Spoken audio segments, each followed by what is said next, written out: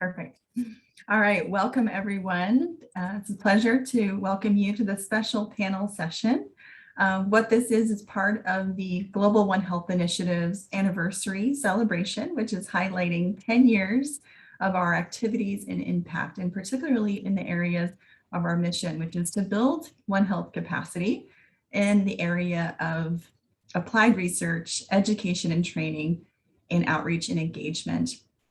So today's panel session is titled One Health 101, Why Now and What Next? It's one of our first panel sessions to kick off this series of panels.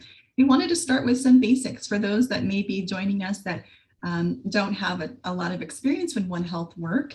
What we've done today is invited 5 panelists who did One Health training work with Global One Health Initiative and highlight what their training consisted of and how they got involved with One Health in the One Health field and with GOHi, and then really elaborating on how that has played a role in their current positions as they've moved on and progressed in their careers. So I think it'll be an interactive and lively discussion. I hope for that. This is intended to be interactive, so we'll make use of the Q&A box.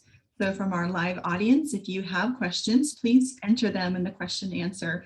And once we get past the introductions and background, we will open it up to for our audience to ask and answer questions. So just a quick welcome. I am your moderator today. I'm Amanda Berrian, and I am an assistant professor in the Department of Veterinary Preventive Medicine at The Ohio State University. And in addition to that, I'm also a faculty co-director for the Global One Health Initiative, focusing on outreach and engagement. So I want to just provide a brief bio for each of our panelists today, and then I'll let each of them provide a bit more background on themselves. But let me introduce you to our panelists. So first, we'll start with Dr. Laura Binkley. She is currently a postdoctoral researcher with the Ohio State University Global One Health Initiative. She received a dual specialization Master of Public Health degree in Veterinary Public Health and Environmental Public Health from the Ohio State University before completing her Master of Science degree, specializing in wildlife ecology from the School of Environment and Natural Resources. She then went on to complete her doctoral degree through the Comparative and Veterinary Medicine program at the Ohio State University College of Veterinary Medicine, where she focused on zoonotic disease, ecology, and epidemiology. Her dissertation work targeted identification of rabies transmission pathways in wild and domestic animal populations, as well as surveillance of zoonotic pathogens carried by wildlife species in Ethiopia. Her professional goal is to apply her interdisciplinary background to approach global health issues at the human, wildlife, plant, environment interface using a One Health perspective, with a special focus on zoonotic disease surveillance. Welcome, Dr. Binkley. Our next panelist is Dr. Joshua Amimo. He's a lecturer at the University of Nairobi in Kenya in the Department of Animal Production Faculty of Veterinary Medicine and a postdoctoral researcher at the Ohio State University. Joshua holds a PhD in animal genetics, a Master's of Science degree in animal genetics and breeding, and a Bachelor of Veterinary Medicine degree. Previously, he was a research technologist on livestock breeding strategies for low input production systems, operating projects at the International Livestock Research Institute, or ILRI. Dr. Amimo has been a research fellow at Biosciences of East and Central Africa Hub, working on food and waterborne enteric viruses in swine.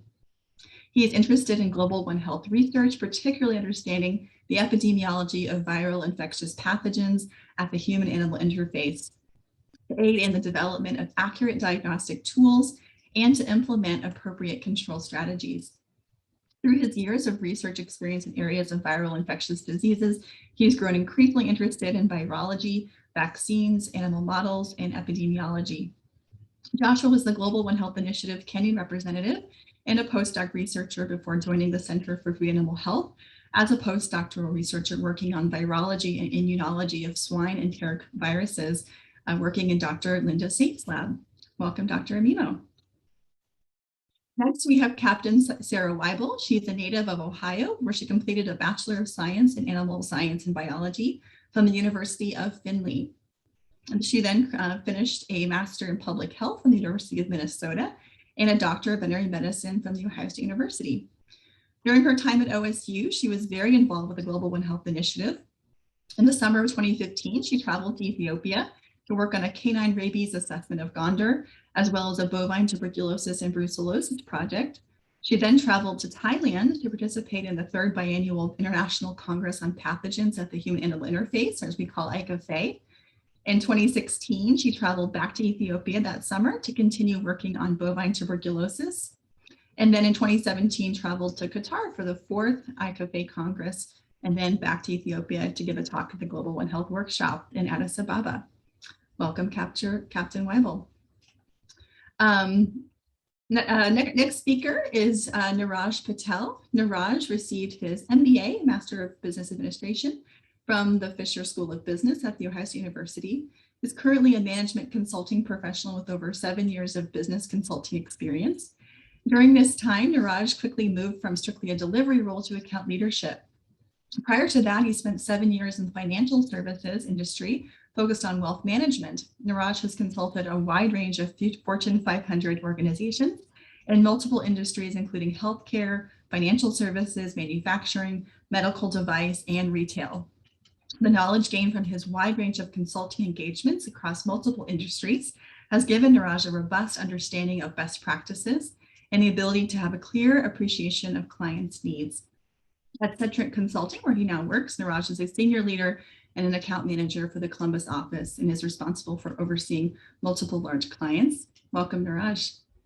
And last but not least, our final panelist is Tyler Brady. As a student in the Veterinary Public Health Program, he participated in a Global One Health Initiative affiliated project where he isolated antibiotic-resistant bacteria from wildlife feces in Tanzania. After graduation, Tyler joined Patel as a federal contractor based at the NIH's Biosafety Level 4 facility at Fort Detrick. He supported research activities around the development of vaccines and therapeutics for high consequence viral diseases. Other responsibilities included participation in capacity building efforts in Liberia following the 2014 outbreak of Ebola in West Africa. When Ebola struck again in the DRC, his team helped lead a pandemic preparedness training session in Angola to plan for the possibility that future outbreaks could cross the border.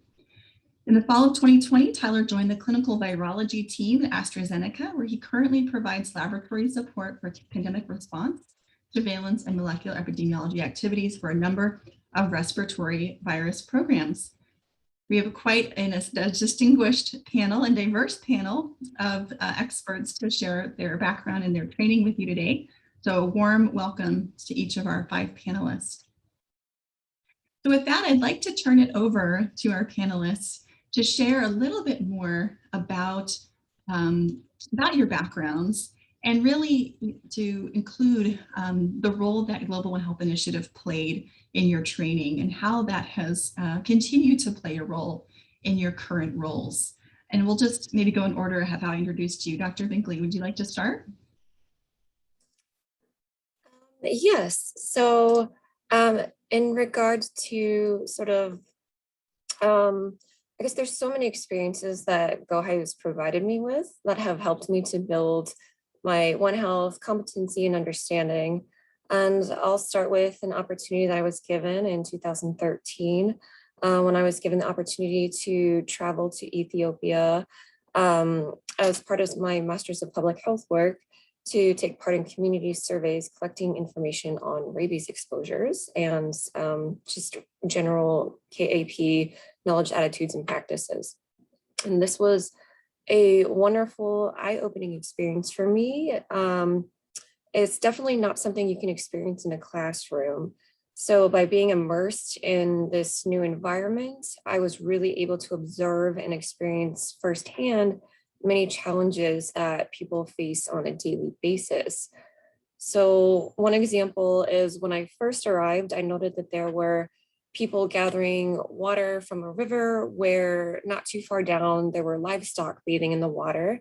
And then not much further down, there was a man that was using the bathroom in the river. So and later I saw a monkey jump onto a table next to me at a restaurant to steal a sugar packet. So there's many of these moments that have so much potential for pathogen transmission, but you never really know that they exist until you immerse yourself in it and you experience it. So For my PhD work, I was able to continue to work with rabies and apply, be able to basically work with professionals in the fields of wildlife ecology, disease modeling, molecular epidemiology, and multiple fields to really gather information on existing conditions in Ethiopia. And then the information that I gathered, I was able to use to hopefully help inform targeting, monitoring, and prevention and control efforts. And as we always hope for, maybe even inform policy decisions. And then I'd also like to add that GOHi allowed me to really pursue my passion for field work. And I think I've made just about every mistake in the book. And I was even booked in prison and nearly arrested. But each of these experiences has really taught me not only what not to do, but how to actually move forward and really get things done, even if it's not always going to be perfect. So really none of these experiences would have been possible without GOHi. Wonderful. Thank you so much for sharing that. And the fieldwork stories that you are alluding to are some of the best stories. And I'm sure we can maybe get into that later. So thank you for giving us a little teaser. Dr. Amimo, would you want to go next? Oh, thank you very much. Thank you very much, Amanda. Thank you, Laura. Yeah, my name, as Amanda said, is Joshua Amimo. I have a big story about the GOHi because I'm the pioneer student, the first 3 students that GOHi started with before it even got the name of GOHi. It used to be called, we started with Veterinary Public Health Consortium in 2010, and I became the first student 2011. It's a really, really long story. But my background as a veterinarian, and then I started as a veterinarian, thought of improving animal life production part. So I did my master's in animal breeding and genetics. So mostly I concentrated on breeding. How can we produce more? But later on, I realized that producing more also needs to with good health. So I changed to the genetics of the infectious diseases rather than genetics of animal itself. But still I have passion for both. I like a good producing animal, which is healthy. But in the last 10 years, I've been working on the genetics of infectious diseases, more so the enteric viruses of swine, but mostly all the enteric viruses. My PhD was on rotavirus. So it came when I got the fellowship to start my PhD. It was through this Global One Health. It used to be called the Veterinary Public Health Consortium program. Then that supported. And the way I like it is that a group, different colleges within the Ohio State universities come together. And that is the start of the One Health program within the Ohio State, where multiple colleges, multiple faculties come together to address the issue of health. And that is when I came, I joined the Food Animal Health program, and I identified myself to start working with the viral part. So that gives me an eye-opener on how collaborative is important to address issue of One Health. It is not about only working with veterinary. You need medical, you need social scientists, you need environmental. So this that's the program that the GOHi has an edge on most of the health One Health programs, because GOHi has a multidisciplinary and multi-institutional collaboration in addressing the One Health issues. So through my studentship and post-studentship, I've just thought of how collaborative research or collaboration can make a difference. So that's my what has given me my strength, that everything is possible through collaboration. And then addressing One Health will require that we embrace the professionalism in all angles, because you can't address One Health by just working in silo. That I am a veterinarian, I'm a virologist, I want to address this as a virologist.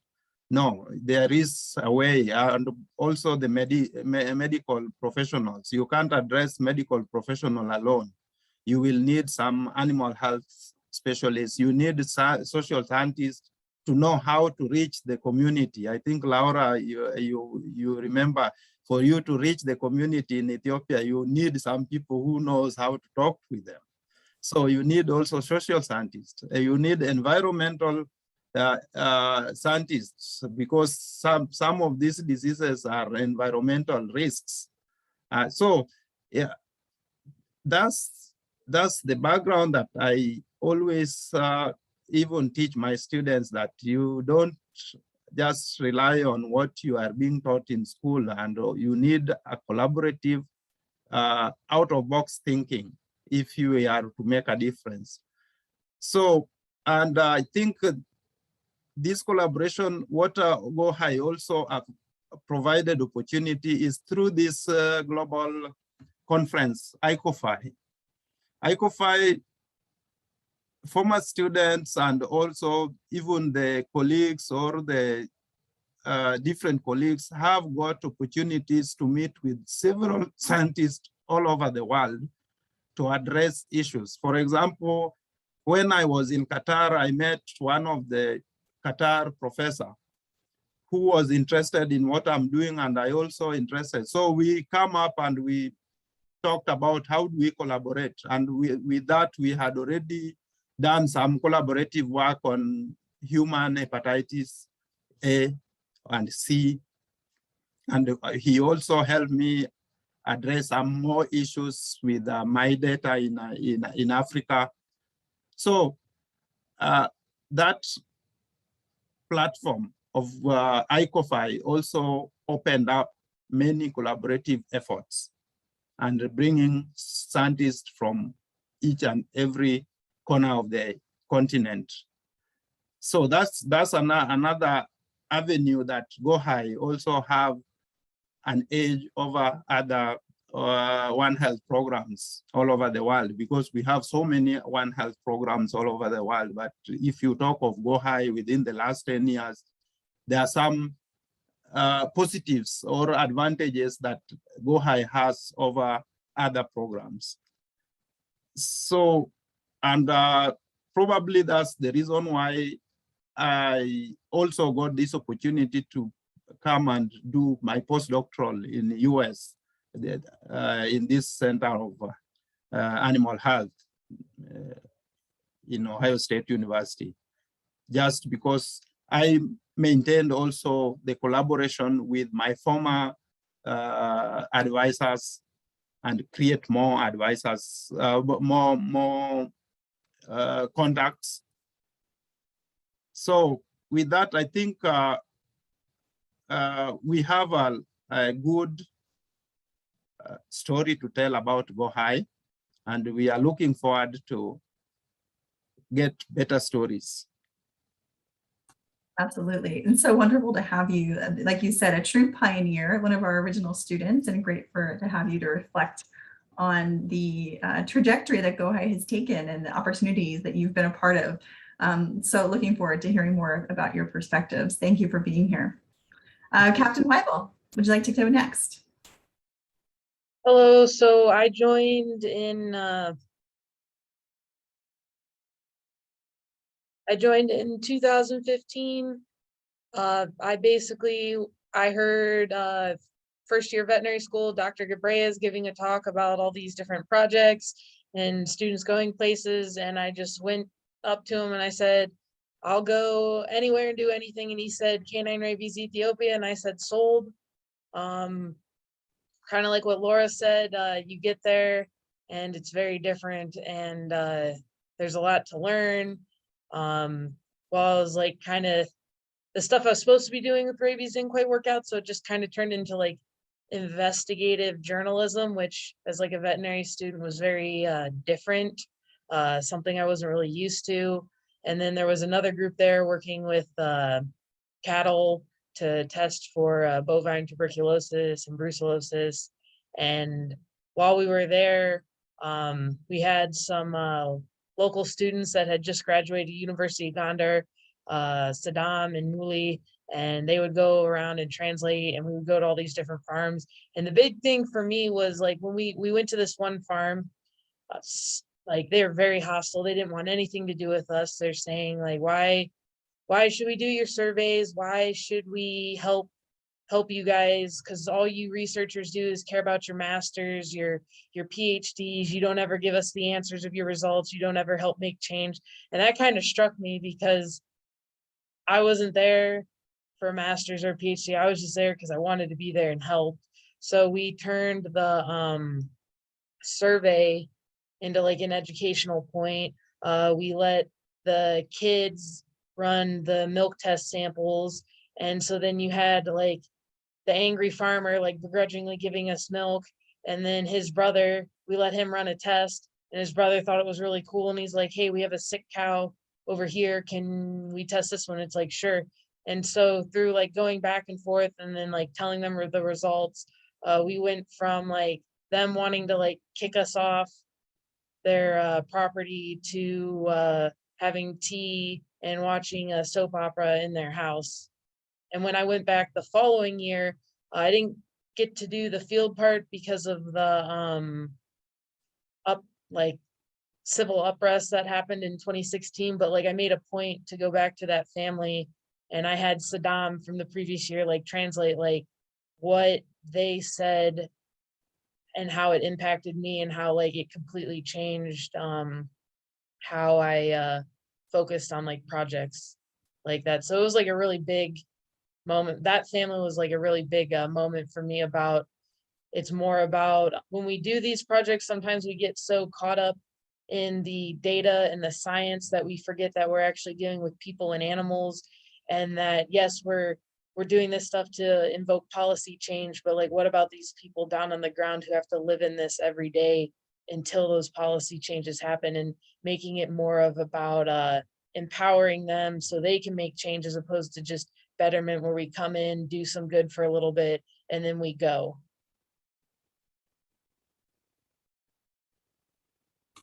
Yeah, such a great message about the power of experiential learning and the lessons learned from your time in the field. And that is obviously carried with you through your career. And I'm excited to hear more about what you do and in your current position. And maybe you want to talk about that briefly about, how does that, maybe some of those lessons have carried through what your current position is. Yeah, so as they said, I'm in the United States Army as a veterinarian. Currently, you could say I'm kind of on a One Health mission. I'm in New York City supporting the working dogs that are here for the United Nations meeting. So the dogs are here to protect people, and I'm here to protect the dogs and help the dogs.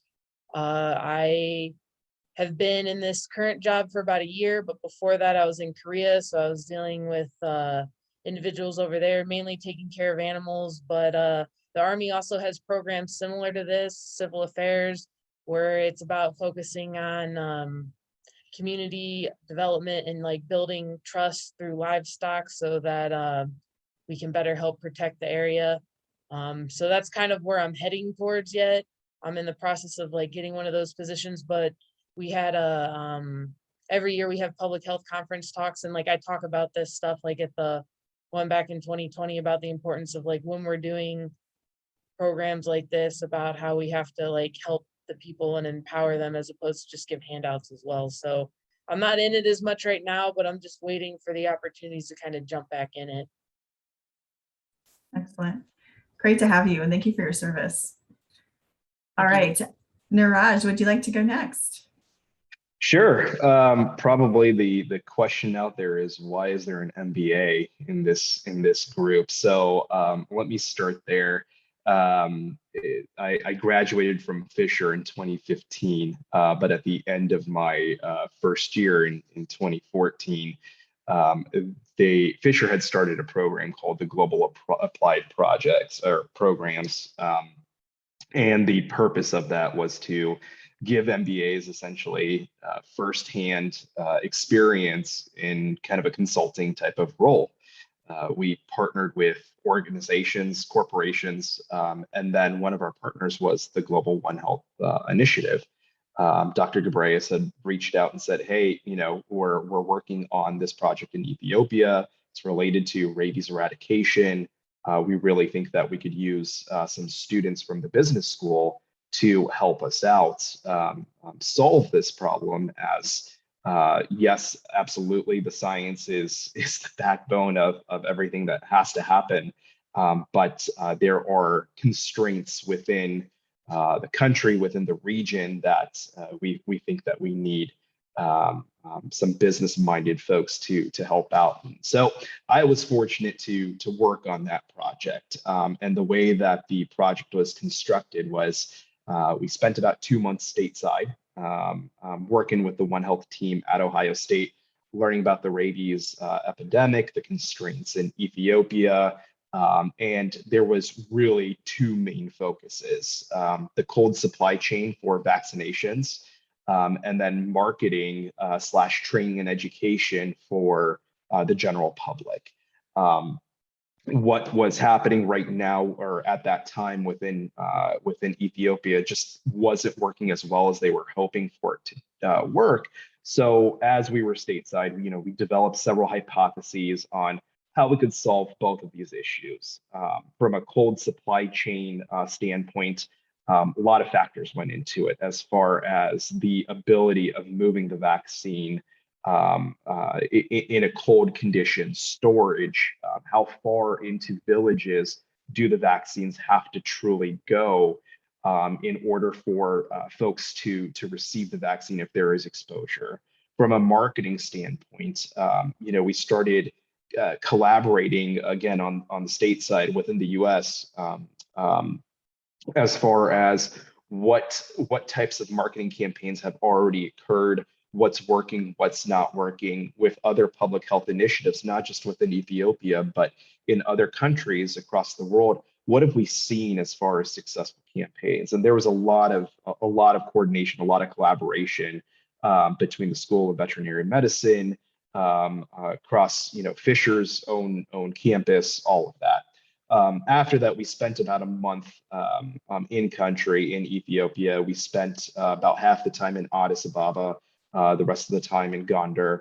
And there, we walked through villages, we worked with professors, we worked with students that were associated with the programs to really get a better understanding of what's really happening, what are the challenges and the opportunities. I think the best part was that everything that we kind of came into country with as far as, hey, these things could probably work, none of it worked. We kind of started from scratch quickly once we got there and really got our hands on the situation there. Our final set of recommendations did include at least how far into a village does the cold supply chain need to end so then we can hit the maximum number of people, again, if there is exposure. Our marketing campaigns really took hold of the health extension workers and that network within Ethiopia to deliver the messages and how to deliver the messages and utilizing the trust and that they've developed with the families that they work with. And I think the most interesting from a business perspective for me was that we were able to also add in a set of recommendations of how they could actually generate a revenue stream from vaccine production. So at that time, the vaccines were coming in from India and I believe one other country, I can't recall, but I think India was the primary provider of vaccines. And they had initial plans to begin vaccine production within Ethiopia. We were able to tour the facility. We were able to tour essentially the grounds of where they were going to start creating or manufacturing the vaccine. And one of the questions we asked was, well, tell us a little bit more about the plans for this. Is this a scalable operation? Because if it is, you could be the provider for all the other African nations, and you could produce them here and sell it to the other African nations. And in turn, you're offsetting the additional costs of building up the cold supply chain, and then also arming the health extension workers with the right marketing material. So that was, I think, one piece that I don't know if they had truly thought through, but it was really great to be able to provide those sets of recommendations and kind of see how it was adopted. That's fascinating. And thank you so much for being on this panel and bringing that diverse perspective. Joshua mentioned the social scientist, and the business side of it is equally important, like you said, for sustainability and longevity, scalability of these projects. We don't want them to be one-off projects. We want them to be impactful. And the business side of things is incredibly important. So thank you for bringing that perspective. And I look forward to coming back to you and hearing more about your perspective. All right, Tyler, last but not least. Thank you. So I came to Ohio State in 2014 to start the master's program. And so I was in the veterinary public health program. And on top of that, my advisor was Dr. Gebreas. So I was pretty much immersed in GOHi from start to finish. But I had the opportunity, as you mentioned in the introductions, to go to Tanzania to support a project that was really looking at the interface between nomadic herding and wildlife in various places throughout the country, and what kind of risks were kind of spreading under the radar between wildlife into these herding tribes that threaten not only public health but also food security and the food supply, and what risk was that playing to the animals. And so I'll skip out on some of the embarrassing fieldwork stories, but one of the side pieces that I learned from that is, working in the lab there. We were based in Morogoro, and at the university, lab work was dictated really by when electricity was on. So we'd be in the lab and you'd be doing whatever, and then the power would cut out and you just store all of your critical reagents, go do office work, power comes back on, you come back, take your reagents back out, continue with what you were doing.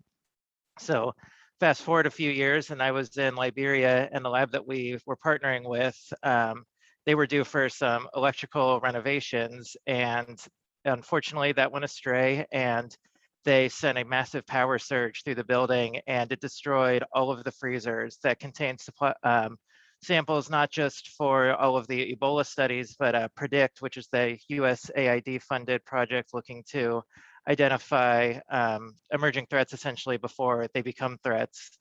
They were storing samples in those freezers, and a lot of other collaborators had samples in those freezers. And, at that point it was, act on instinct based on everything we had learned from previous training and previous opportunity. And we were able to rescue all of the samples and, move them and salvage all of that. But like I think Dr. Binkley had said, you don't learn those things. There's not a class on, disaster management and rapid thinking. So I think that was one of the biggest lessons from GOHi was, when you're in that kind of environment, how do you quickly solve that and continue so that the science gets done and the capacity building still happens.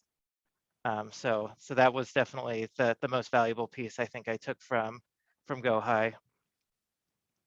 Absolutely. And it sounds like you've had lots of experience since then in working in similar situations and applying some of those lessons learned, and it's probably made you invaluable to your current position.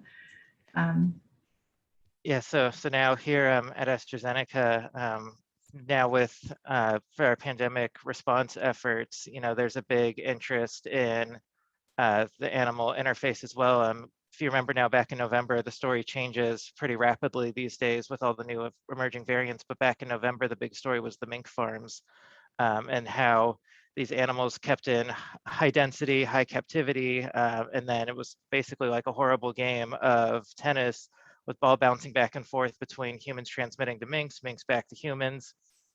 And so we were watching that carefully. And so that's made its way into our pipeline for some of our resistance monitoring programs, just to ensure that, we're ready if there's going to be an impact on some of the things we're doing to try and help combat the pandemic. Fantastic. Thank you so much. And thank you all for that background. I want to just remind the attendees that you can ask questions of our panelists using the Q&A feature until we get questions from the audience. Maybe we'll jump into one. Really just the topic of this is One Health 101. So I'd love to hear from each of you. What does One Health mean to you in a practical sense? We hear these definitions and what that means, but I think it is elusive to some people in terms of what does it mean in operation? So whoever would like to start, what have your experiences taught you about what One Health really means? I can jump in if that's all right. Please. All right, so as we know, One Health is technically a collaborative, multi-sectoral and transdisciplinary approach where we're working at local, regional, national, and global levels with the goal of achieving optimal health outcomes and recognizing the interconnectedness between people, animals, plants, and the shared environment. But really, it's recognizing that any major problem worldwide, especially health related, cannot be solved without taking a multidisciplinary approach, because problems are caused by numerous interacting factors at many different scales and different levels.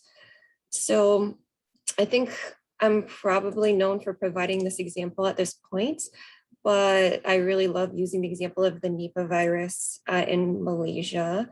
And this was also I guess, part of the plot for the movie Contagion, which I didn't see until long after learning about Nipah virus. But so basically deforestation for pig farming in Malaysia caused humans and livestock to really encroach on flying fox territory, which is a large fruit bat that usually resides in the jungle away from people. And they're amazing creatures, and they're also very adorable. But the flying fox is the natural reservoir for the Nipah virus. So it's constantly shedding the virus through, though it remains asymptomatic. So the bats would basically eat fruit and then often drop fruit remains into the pig pens contaminated with their saliva, after which the pigs would eat the fruit remnants, and never having been exposed to the virus before, they acquired the Nipah virus and experienced severe respiratory symptoms. Eventually, the pig handlers that were working with the pigs very closely became exposed to the virus, which manifested in humans as fatal encephalomyelitis, which is basically swelling of the brain. So in this case, you have habitat destruction and environmental alteration, bringing wild animals into direct contact with humans and their domestic animals, where the sharing of pathogens can occur both ways. So, and it is important to note that humans are just as likely to transmit pathogens to the wildlife populations and have the potential to cause mass die-off there as well. And then this gets to my professional goal, which is really to help prevent events like this from occurring.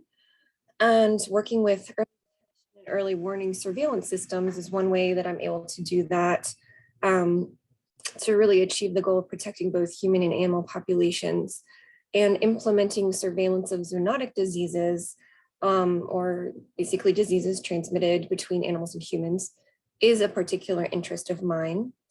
And then I'd also like to advocate for solutions that really restore the harmony and balance between the natural and man-made environments, such as establishments of riparian buffers, which are basically areas of vegetation, established near a source of water that are able to remove contaminants from the environment and provide habitat for wildlife species, among other advantages. So there's all of these solutions that we can apply that really help this balance. And that's something that I strive towards professionally as well. So in summary, that is One Health, but yeah, to me. Thank you.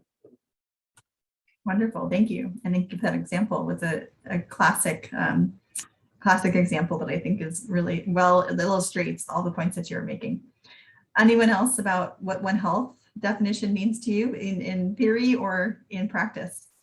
Sure. I can jump in here. I'll try to keep this as simple as I possibly can. But from a business perspective, I think we tend to get lost or caught up in solutioning, finding the right solution, right?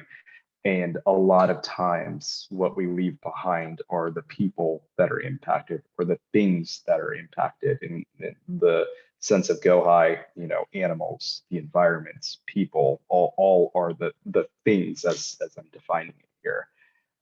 What GOHi has shown me, what I learned, even though my time, with GOHi was 3-4 months or so, and still lessons that I use to today, is that you always have to keep those factors, the things that are being impacted at the end of the day, at the forefront. You can't let it get lost within the details of what you're trying to find a solution to, what you're combating, what you're trying to fix.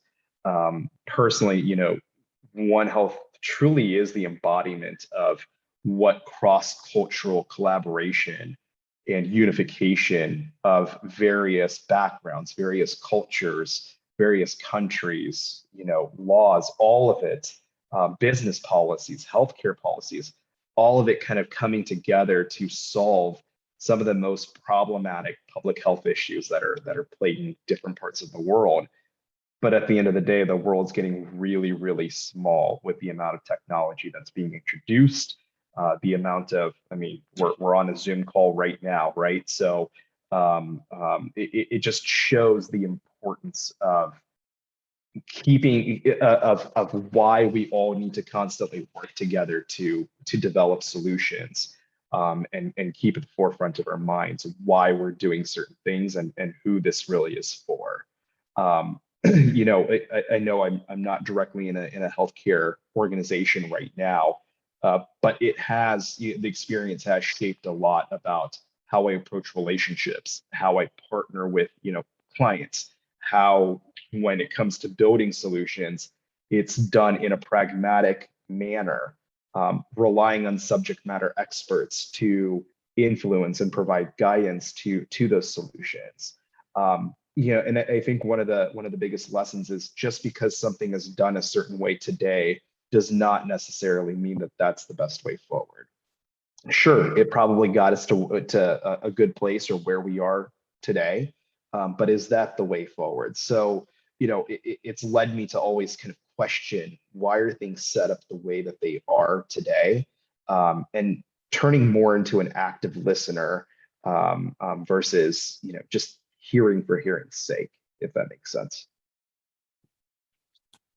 Absolutely. And I'm so glad you mentioned the application of One Health. It's an approach that can be applied to diverse types of problems, not just those that are in the science field. So how you've utilized that in your career in business is really fascinating. So thank you for sharing that. Anyone else? I'll go. Okay. So Sure. Big Go ahead, Sarah. Army doesn't really talk about One Health, and our version of One Health would be a little different. But if you think about it, we're constantly going to inhospitable, austere environments where survival can be challenging. We rely on dogs to identify possible explosive ordinances in the ground. They protect us, they protect our health, and in turn, while they're doing that, we're also protecting their health and trying to remove threats from the environment for ourselves and then like local civilians that are in the area. So it's the more tactical side of One Health in like our setting, and we don't call it that, but in a sense, you could say it is One Health. Oh, okay. I can also go ahead, and I think Niraj has touched about what I wanted to say, but the One Health, I really liked the way during the first celebration how GOHi brought in, because plant health had been lost in the One Health. It was bundled by it was bundled in the environment.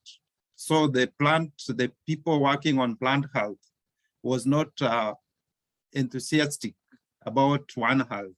But now when the GOHi separated plant health as a branch, I think that added a very good advantage, because human health, animal health depend on plants as a food production. So if food production is affected, it affects animal health, it affects human health. So identifying plant health as a branch of One Health adds more value, and probably it adds more value to even the people working with plant health or the crop production, because animals play a very major role in the distribution or the diseases of plants, mostly in the developing countries where animals are free ranging and the plants fails. When the plant fails, they cut the plants and feed the animals. The animals carry the same diseases that failed the crops and bring it back to the crop. So having addressed plant health as one of the branch of the One Health is a very important aspect, which was earlier on in less than 10 years was not part of the One Health, but now it is another branch of One Health. So that I think that also helps a lot, and the business perspective also helps a lot, because if the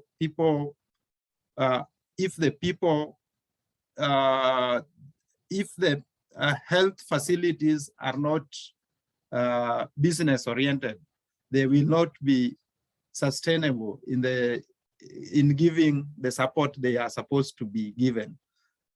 So all these things, I think all One Health encompasses almost nearly everything, so that working alone,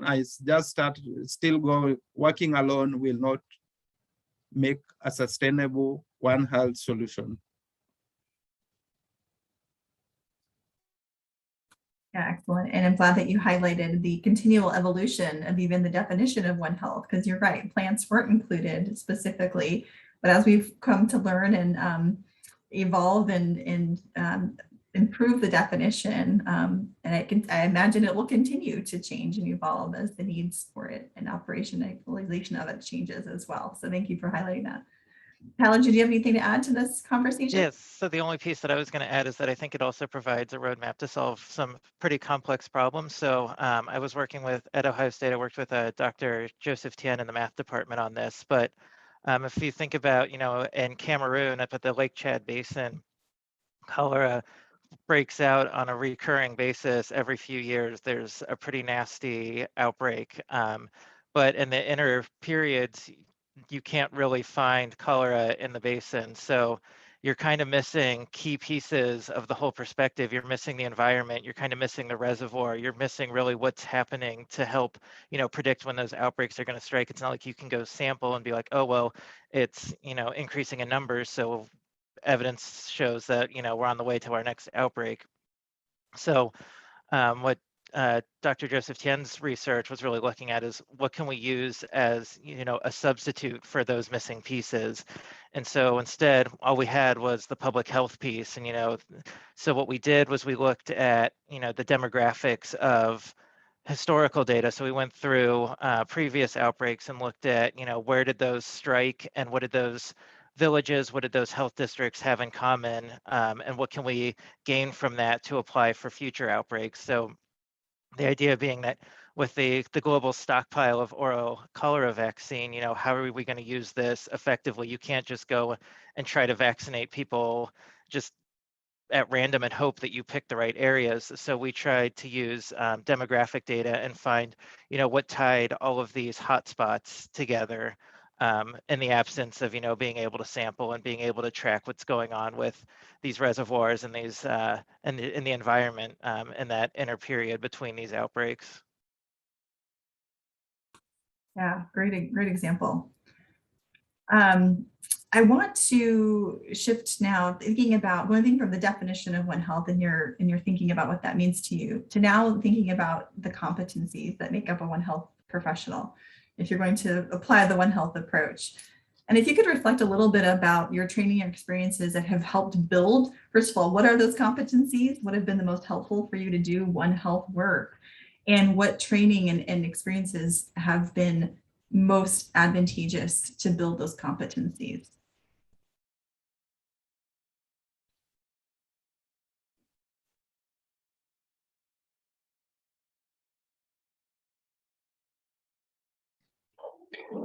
Sure, I can go first here, I guess. So, from a competency about the way that we had approached our project and kind of what we were trying to do over there from a cold supply chain and marketing standpoint. Yep. Foundational business courses, that was fine, right? Gave us a good framework, gave us good philosophy around how do we assess the current situation, what are ways that we could potentially improve, what are questions or what are areas that we should question. All of that is fine and necessary, and really at the end of the day, the basis of what we needed to do. But I think, one area that we quickly learned, it wasn't necessarily training, but it's more on relationship building and building trust quickly. And it's still a lesson that I use on a daily basis in my current role.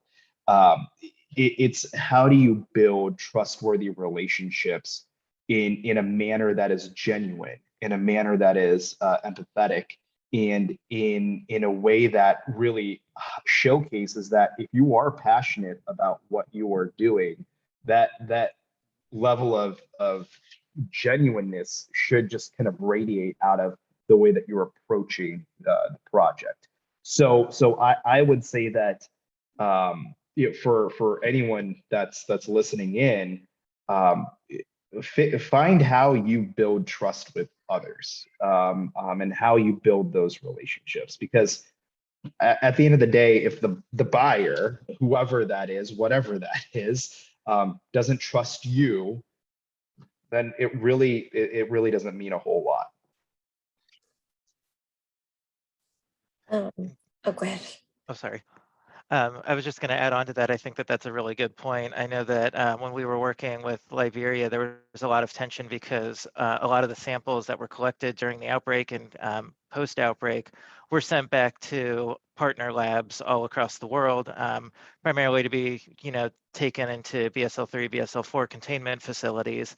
And Liberia just didn't have the capacity for that. So on the one hand, you have these organizations that are sending them to where the samples can be handled most appropriately by their perspective, but at the same time, you have the other side of it with the Liberian government saying, well, those were people, those aren't samples, those came from actual people. This isn't your science project. And they kind of felt slighted, that all of this was taken out and they were going to have no role in what was going on with all of this, and that they were kind of being tossed to the side. So I think to build a trusting relationship with your partner so that when these kind of things happen, you can build a path forward that, kind of satisfies everybody, and you get a nice compromise in place so that you have the biggest impact, and that your partnership doesn't fracture and you lose out on doing critical work because, you kind of derailed the project by, a lack of cultural sensitivity or some other thing that's come in and kind of impacted that relationship for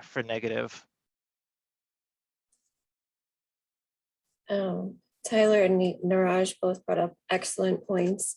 And I know this has been brought up several times, but these partnerships and these relationships, they're really what's central to sustainability and to keeping things moving forward.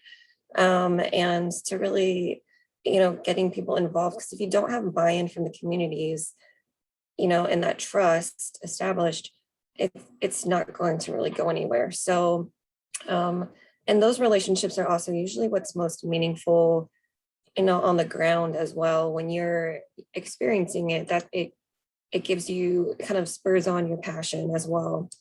So definitely building those relationships is a core competency.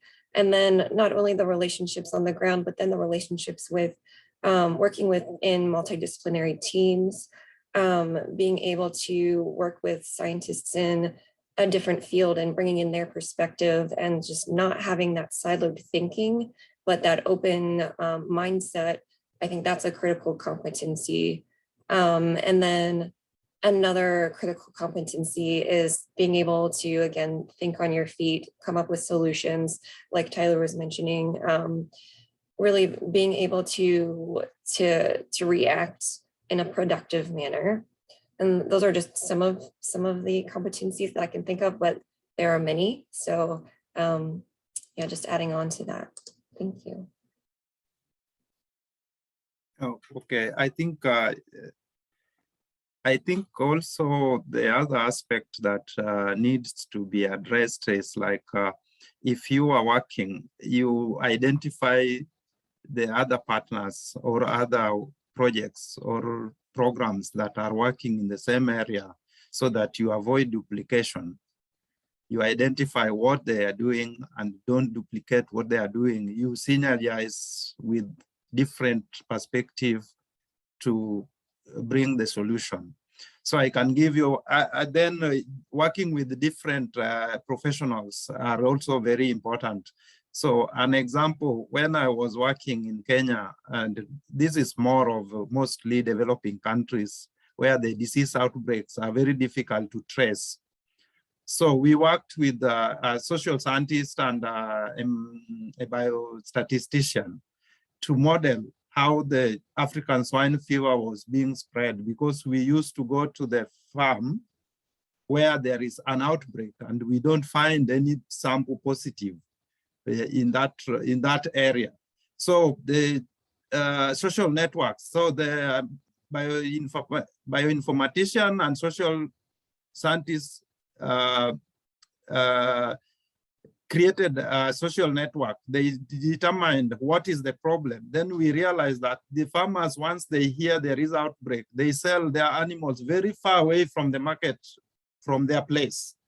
So we found that for you to address such a situation, you start investigation from markets that are neighboring the area where there is an outbreak. Why did we get that? Because the social scientists and bioinformaticians modeled how this disease spread and why there is no, you can't address the case at the point where the outbreak starts, because the animals are sold far away because they know that the government will impose quarantine in their place. So immediately they hear of outbreak, they sell their animals and far away, because the people around their area knows that the outbreak is there and the animals they are selling are sick. But the far away market, they don't know. So they're working together with other groups to model disease spread, help us to come with a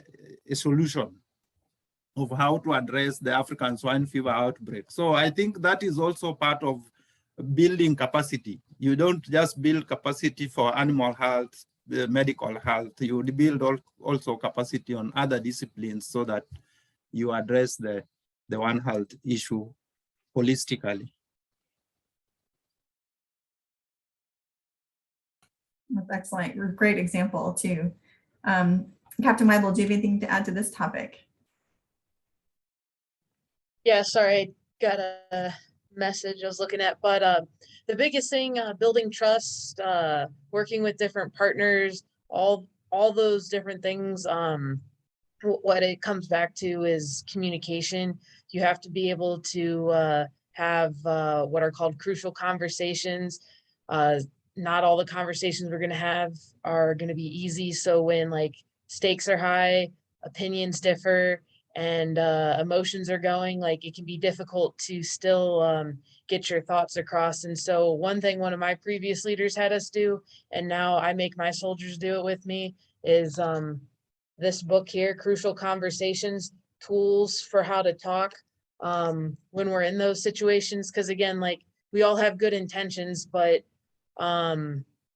sometimes when we get riled up and we're a little too passionate and like our emotions get the better of us, sometimes like when those emotions are high, we can make our best worst speech, like the speech that we're going to regret the most. And we don't want to have that moment with our partners.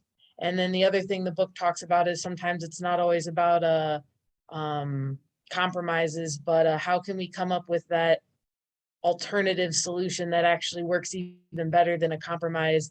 And the only way you can get kind of those ideas, and as like Tyler said, like those like creative thoughts on the ground and like innovation, is like being able to have a open dialogue and feel like safe with your partners. Really great inputs. And that's a great segue. You're sharing a resource that you found valuable to the work that you've done. And thank you for sharing that. I wanted to open up to the panelists and thinking about now kind of outlining what these competency areas are. And I'm hearing relationship building, trust building, communication, being empathetic, being working in multidisciplinary teams. Okay, so how do we build those competencies? And I've heard different things from each of you with regard to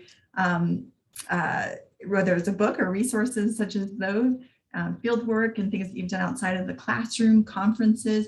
Talk a little bit about how can students or trainees build those competencies? And it can, like I said, it could be anything that you found valuable and useful in your journey as a One Health practitioner that you want to share with our listeners.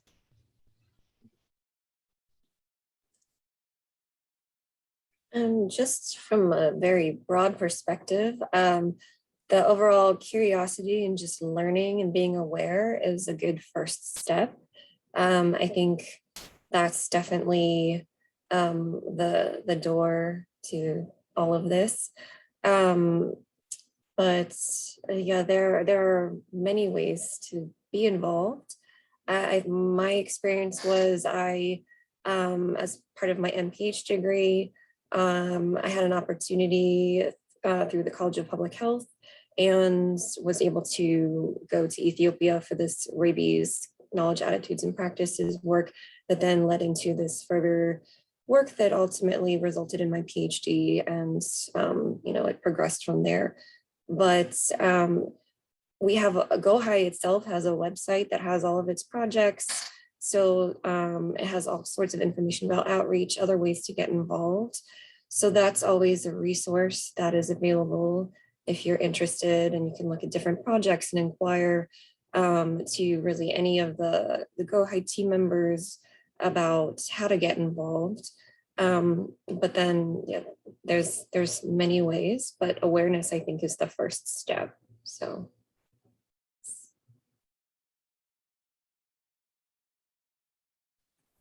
Oh, okay. The other thing is also retaining or maintaining contacts. Whenever you make contacts, you try to be in touch with the contacts and continue looking for avenues of how to progress. So I can give you an example. There is a group of summer students, this track 2, I think GOHi has a track 2 where the training of laboratory technicians. So out of there is a track 2 that was trained in 2012 or 2013. All of them have proceeded to a PhD, and through the contacts they made during that training. So most of them, they follow up and they say, what are the opportunities in your lab? Can I apply? Recently, an example, I had one of the former trainee from University of Nairobi coming here for training for 8 months here with us at the Center for Food Animal Health.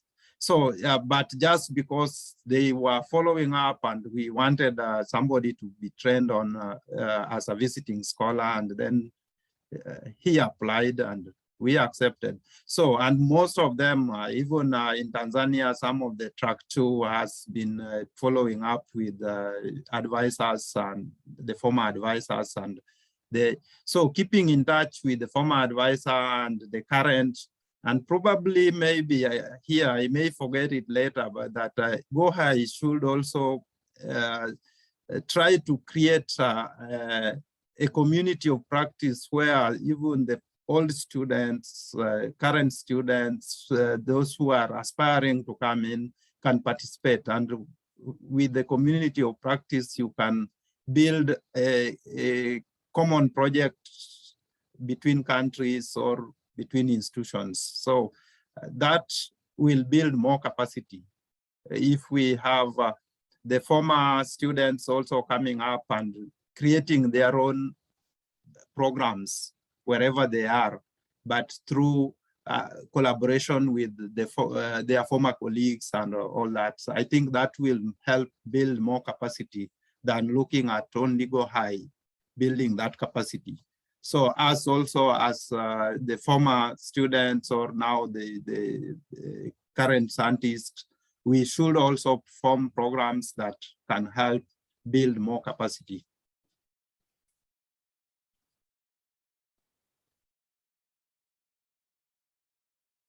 Any other avenues that have been helpful for you? Maybe even non-traditional or informal avenues that have been helpful in helping build your One Health competency?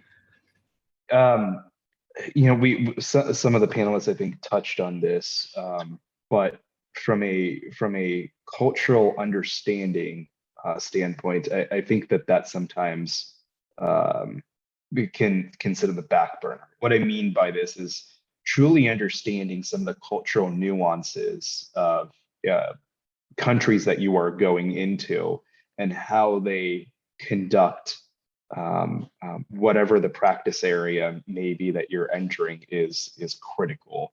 Kind of goes back to the earlier point around trust and relationship building. One of my team members spent quite a bit of time researching and looking into how is business conducted in Ethiopia? How are meetings started? You know, we in the US, obviously, we typically just kind of small chit chat, you know, small talk a little bit for a couple of minutes and then dive into whatever it is. You know, and when we were in Ethiopia, I think one of the first meetings we had coffee, we had some snacks, you know, before we dove into the topic of conversation. And we wouldn't have known that had we not kind of gone outside of the normal way of doing things and did a little bit of ancillary research around how do things happen? How do things get done? How do people interact with each other? What are those cultural nuances that we should be cognizant of? Just so that we're respectful, but then also we're good collaborators. To add to that, that cultural sensitivity and awareness is, again, really critical to everything we do. That can make or break your work. If, you know, everything that we do needs to be tailored to the local context. So understanding that local context is really important. So again, awareness of that cultural, the cultural sensitivities and the culture you're working in is critical as well. So thank you for bringing up that point. Yeah, to kind of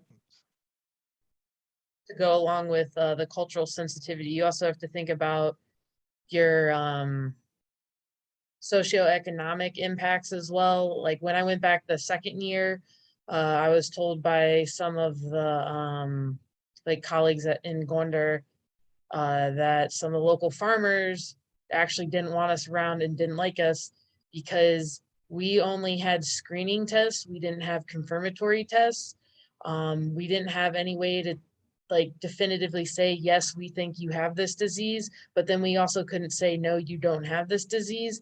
And, you know, when you're a bunch of non-natives, you know, at someone's farm, everybody else is going to come check out and see what you're doing. So they're overhearing these conversations. They're overhearing you talk about like their cows may be sick. And then what do you do when like you damage that farmer's livelihood and their like sole source of income because of your actions and your conversations? And that was like one big thing that like I still kind of sometimes have like guilt about. Like I never got to go talk to those people again. There's also nothing I could offer in return. So like the only thing I can do is moving forward is like when I'm involved in projects like this, make sure that like there are backup plans or ways to actually like have them go through a full process to get a definitive diagnosis. That gets back to communication too, which is also really critical. And, you know, working with governments, especially, you have to be extra careful about that because they might not want certain information released to the public. And so you have to be very careful about how you manage and communicate your findings. And in a way that's, you know, beneficial to all, but, you know, there's always going to be huge economic implications. So that's an excellent point. So thanks for bringing that up, Sarah.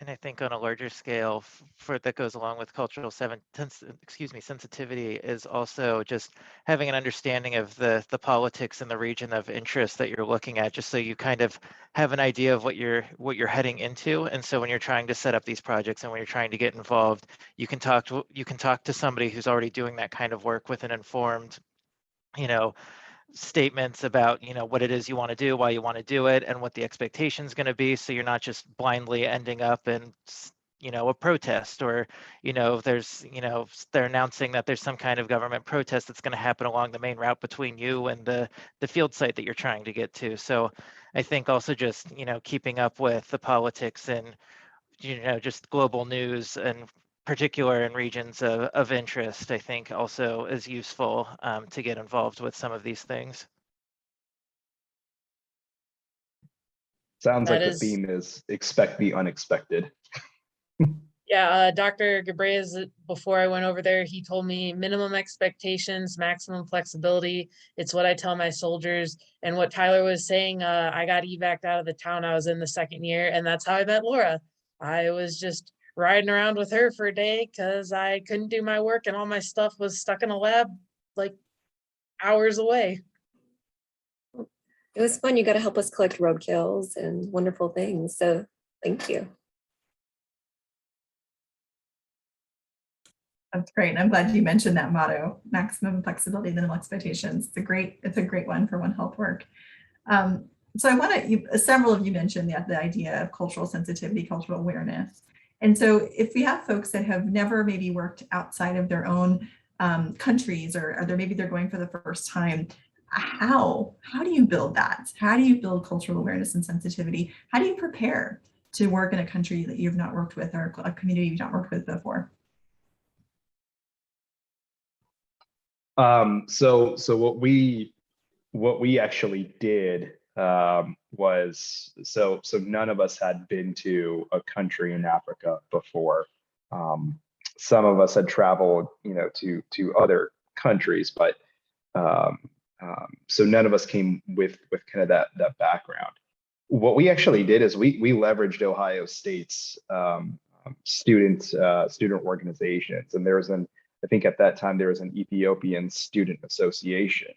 We reached out to them and said, hey, you know, we're actually traveling to Ethiopia.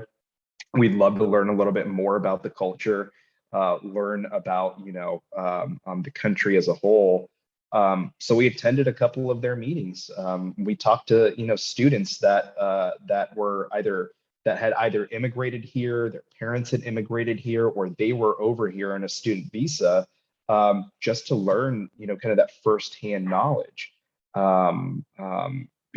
So that was probably a really, it wasn't my idea, but it was one of my team members. It was a really smart idea, and it really helped kind of prepare us to understand, again, going back to the cultural sensitivities and some of those nuances of what we're walking into. And although they couldn't prepare us for everything, right, I think it got us kind of in the right steps. So thinking a little bit outside of the box of resources that might be available to you through, you know, an organization or a university like Ohio State that has really everything at its fingertips, I think is a good way to go, or a good way to start.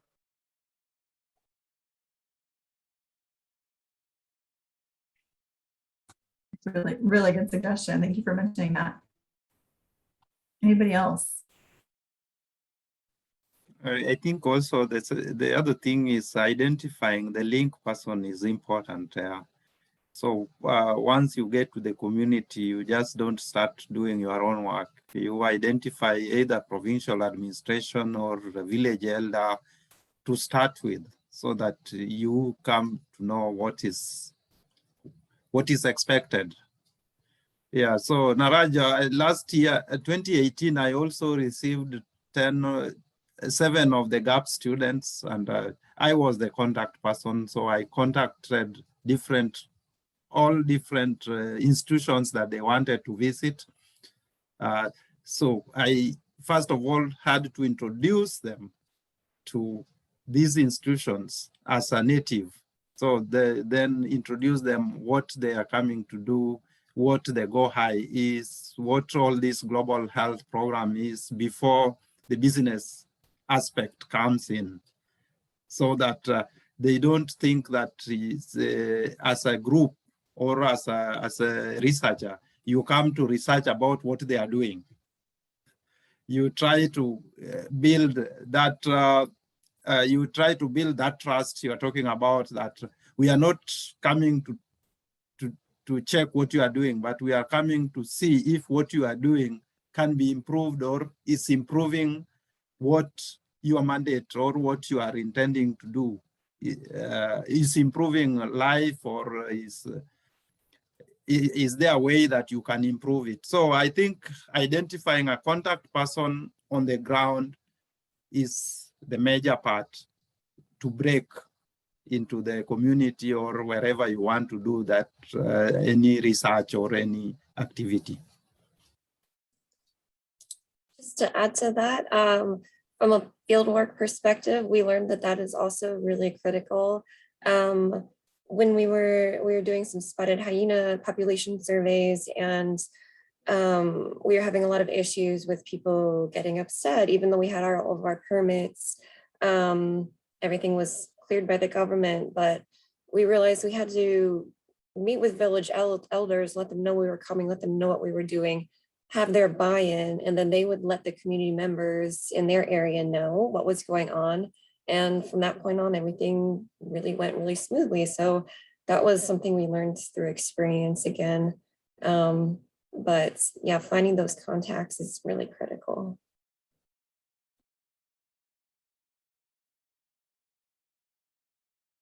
Yeah, great point. Any other comments about this topic?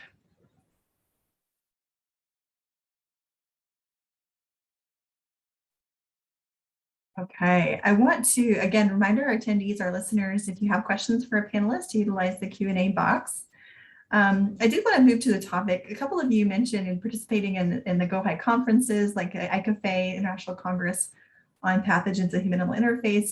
And for any conference though, so we have students that maybe are going for the first time, presenting their work or going to learn.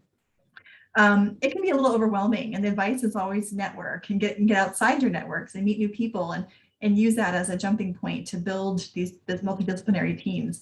What advice would you all have if you think back to maybe your first time at a conference? It could be a little bit intimidating. Maybe there's some imposter syndrome happening with young professionals, to get out of their networks, to build their networks, and make the most use of those opportunities to build their One Health networks. What advice would you have? If I didn't know better, I think you were describing me before my first conference a few years ago. It was the American Society for Tropical Medicine and Hygiene. And so actually the cholera project that I was talking about earlier, that I presented a poster on that there. First time ever presenting a poster at a conference. And my advisor let me stay the whole time. So he had budget funding to do everything basically.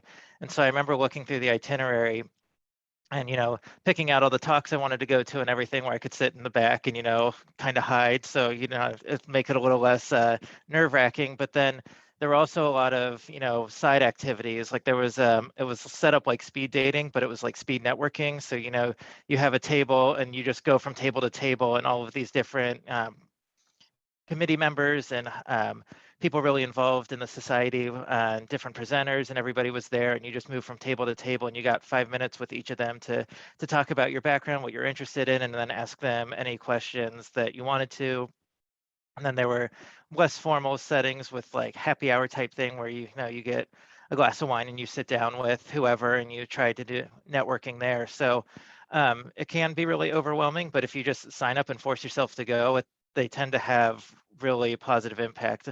I think you would find very few people that said, you know, I went to this network thing and it was this horrible, awful experience and I didn't get anything out of it. So I think really when you get in that kind of environment, pushing yourself to take advantage of all the opportunities that are there, it'll really be something that you look back on with positive light later on. Yeah, I 100% agree with all of that. And yeah, really pushing yourself out of that comfort zone is really, it's always going to be rewarding. One thing for me that I always seem to wind up, you know, where I make the most connections actually seems to be at the poster sessions. I mean, the networking is definitely also a critical area, but when I'm going around the different posters, either if I'm presenting, so if I'm presenting, people will come up to me and ask questions, and then, you know, if they're really interested, they might say, you know, come up with a couple ideas about how we could collaborate or what they're doing. And that really starts a lot of discussions and relationships. And then, you know, going through, if I'm observing the poster session, I love to go around and ask questions, find things that really pique my interest, and then ask, you know, how are you doing this? And it's a great forum for networking as well. In addition to those other networking opportunities that are provided.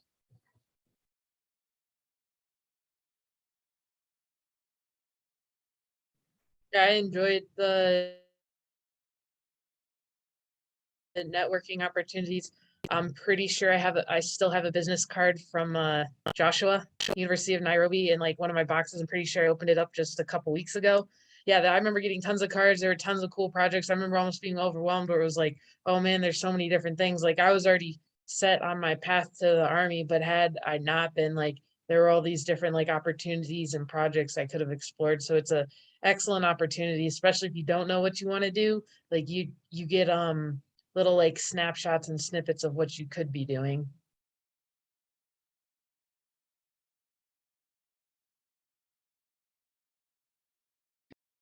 One thing that I would add, and I guess my conference exposure is a little bit different, but usually most conferences will have a list of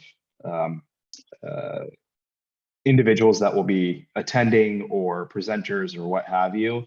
Do your research before you attend. Do yourself a favor, research and look at that list and put together kind of an achievable goal of folks that you do want to make sure you speak to or speak with. And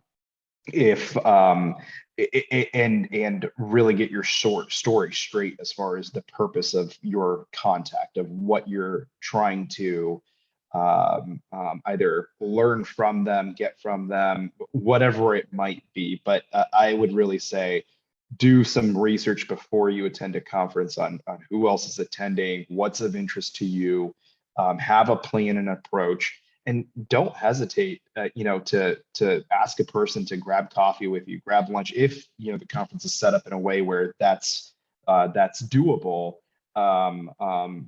People are at a conference for the same reason, right? They want to network, they want to learn. Nobody's there for really any other reasons except for probably those two. So there's a really, really good chance that your invitations will get accepted.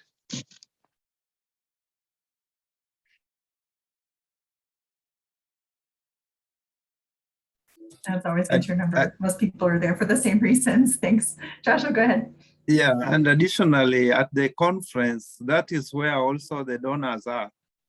So you can also make contacts with most people. You will know the people funding which different programs. And either through your presentation, if you are presenting, even also the donors or the people funding several programs can approach you to ask you if possible that we can do this also in another way. So during these conferences is where you meet the people working on your area or on different areas where you can also shift, because it's not when you are working on a program, maybe there are other things that you can do within the program you are working on, but you are not doing currently. But attending these conferences, you will hear talks about something that you can even do within the program you are doing currently. So these meetings are very, very important. The way Niraj says, you grab one of the presenter, ask him about how did he manage it. That's that way. And also during these conferences, there are also exhibitors with some other booklets or equipments that are new that you can also get to use in your project. So I think attending the conferences are very important, and it helped me, it built me a lot, because I have attended many of them. Not only I think GOHi, I attended all of them except the the last one in Canada, but which I didn't get a visa, but I could have attended if I got a visa. But the others I've attended helped me build on my career, because you happen to hear what other people are doing in respect to what you are doing. And that can help you also define the objectives and all the aims of what you want to do. So attending the meetings, these meetings are very, very important for your future career.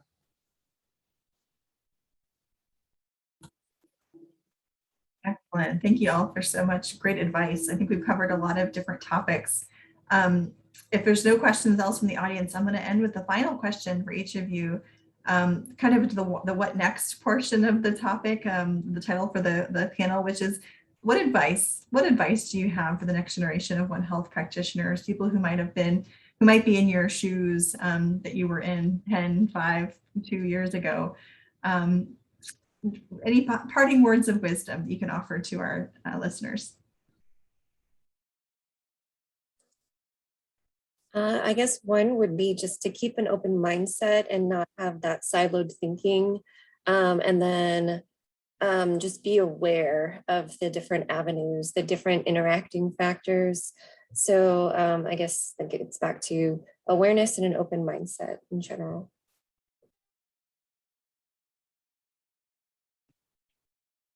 Yeah, just to build on Laura's point there, there are a lot of factors that go into health-related initiatives. Whether you are, a researcher or what have you, make sure that you're well-rounded in other areas, such as, I'll make the case for some basic business courses, operations, supply chain, finance, marketing, things of that nature. Round yourself out with understanding, or take a couple of courses here and there that will help you kind of push the envelope in thinking. That's probably my parting take. Yeah, I would support that as well. Big thing in the Army, being in like a mobile veterinary group, it's not, my job isn't just what I know and how to treat the animal. It's also, how do I get all my supplies and equipment set up, and like my medical supplies there.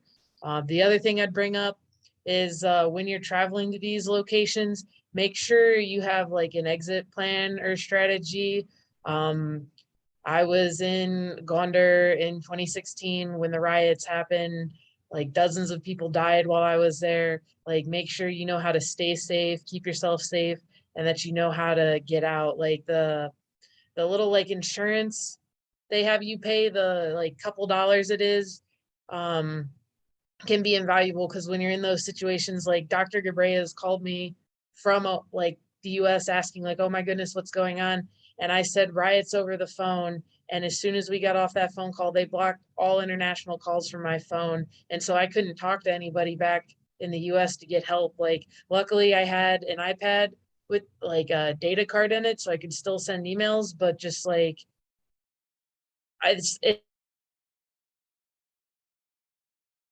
it's the part of research that we don't always want to talk about, but like Laura said, and like Tyler said, like sometimes things can happen, and just make sure you have a plan, like have like a couple extra bottles of water wherever you are. Cause again, like if all the markets close down and you just go out to eat every time, like what are you going to eat? What are you going to drink? And also keep yourself healthy.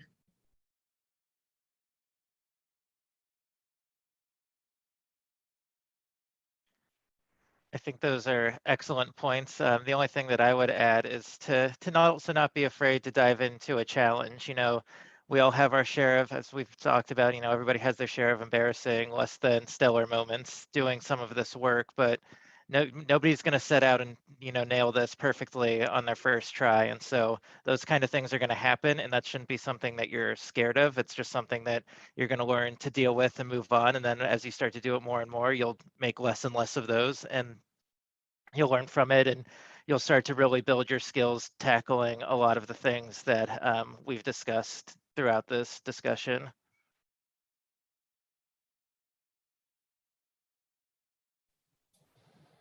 And I think also the main thing is you maintain your contacts as you build more networks, so that you build the network continues. No, don't break the old networks to bring the new networks. So you retain the old networks as you build the new ones. That will help you a lot as you maneuver through the career. Excellent. And any advice on how to, getting to a comment here in the chat, and how to establish and maintain those networks? Any advice on how to do that? Send a simple email okay. around the holidays. Dr. Celesti still sends me emails like during the Ethiopian New Year, Christmas. Some of the people I worked with in Ethiopia, usually around like Christmas time, will send emails. I still talk to Saddam and Muli, like the guys who were like in the field with me. You just doesn't have to be anything like crazy or like super detailed, just like well. LinkedIn's another good resource for that, I think, as well, more recently.